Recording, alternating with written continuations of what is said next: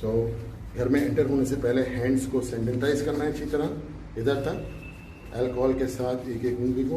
और क्योंकि आपके कपड़े भी ज़रूरी नहीं हम बाहर से आए हैं, जैसे मैं भी अस्पताल से आया हूँ कि आपके कपड़े साफ होंगे, तो घर में एंटर होने से पहले वही जो मैंने फॉर्मूला है 50 मिल का डिटॉल यानी छोटी बोतल डिटॉल की और 1 लीटर पानी के अंदर सोल्यूशन बनाया हुआ है। और घर के अंदर एंटर होने से पहले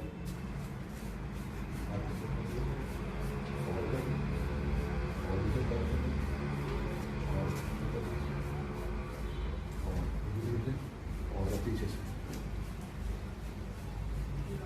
और पीछे करना नीचे तक। Thank you.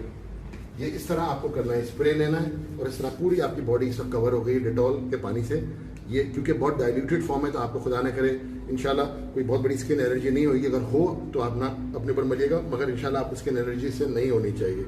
यह आपके अगर खुदा न करे जिस्म पे, आपके कपड़ों पे, आपके जूतों पे अगर ये वायरस है तो इंशाल्लाह ये रुक जाएगा और मर जाएगा, बल्कि ये मैं कहूँगा। Thank you very much.